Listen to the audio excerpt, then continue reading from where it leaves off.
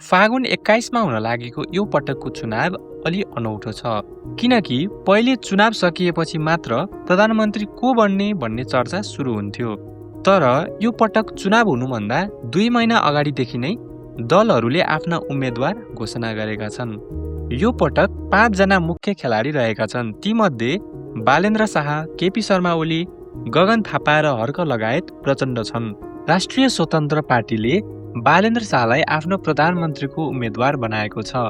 गत चुनावमा पहिलो पटक भाग लिएको रासोपा चौथो शक्ति बनेको थियो। यो पटक उसले 151 सिट ल्याउने दाबी गरेको छ।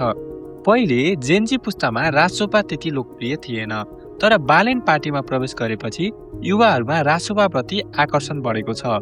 रवि लामिछाने आफै चितवन 2 बाट लड्दैछन् र बालेन झापा 5 मा केपी ओली विरुद्ध लड्दैछन्। बालेनको लोकप्रियता कति छ भन्ने कुरा जनकपुरको माघ 5 को भिडले देखाएको छ। बालेनले झापा जिते भने उनी यो दौडमा सबैभन्दा अगाडि पुग्न सक्छन्। हर्क साम्पाङ धरान उपमहानगरपालिकाका मेयर भएर चर्चामा आए। उनले आफ्नो कार्यशैलीले धेरैको मन जिते। उनले मै प्रधानमन्त्री बन्छु भनेर ठोकुवा गरेका छन्।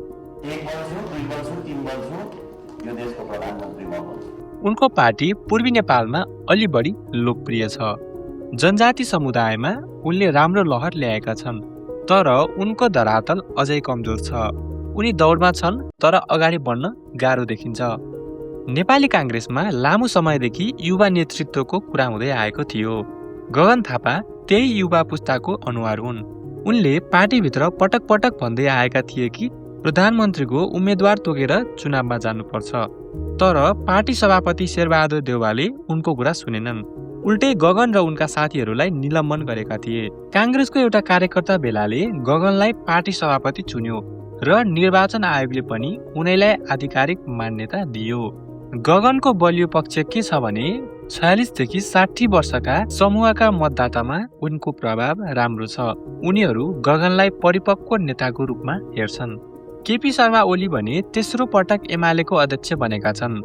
उनी आफूलाई बलियो नेताको रूपमा प्रस्तुत गर्छन्, तर आफू विरुद्ध उठेका नेताहरूलाई टिकट नै दिएनन्।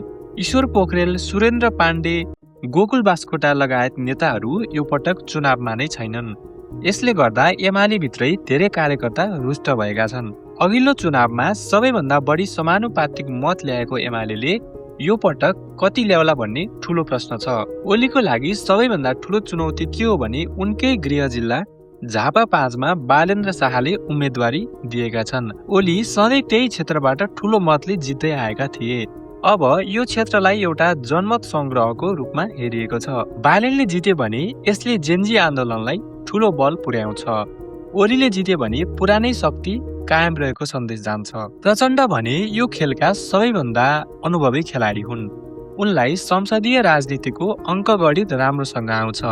गत चुनावमा उनको पार्टी तेस्रो भयो, तर पनि उनी प्रधानमन्त्री बने, किनकि उनले सही समयमा सही गठबन्धन बनाउन सके। यो पटक पनि उनलाई बहुमत ल्याउनु छैन, न त पहिलो पार्टी नै बन्नु छ। उनी त्यति सिट ल्याउन चाहन्छन् जसले सरकार बनाउँदा उनको मोल बढोस्। उनले 19 वटा दल मिलाएर नेकपा बनाएका छन्। माधव नेपाल, झलनाथ खनाल जस्ता पुरानो कम्युनिस्ट नेता पनि उनकै पार्टीमा छन्। प्रचण्ड आफै भने यो पटक रुकुम पूर्वबाट चुनाव लड्दैछन्। उनले पहिले रोल्पा, सिराहा, काठमाडौँ, चितवन र गोर्खाबाट चुनाव लडिसकेका छन्। नेपालको संसदमा 275 सिट छन्। प्रधानमन्त्री बन्न 138 सिट चाहिन्छ। तर नेपालको इतिहास हेर्ने हो भने कसैको पनि एक्लैको बहुमत आएको छैन। जनताले चुनावमा भोट हाल्छन् विचार र सिद्धान्तका आधारमा, तर सरकार बन्छ गठबन्धन र साटफेरको आधारमा। चुनाव अगाडि एक अर्काको विरोध गर्नेहरू चुनावपछि साथी बन्छन्। यही कारणले सरकारहरू कमजोर हुन्छन्।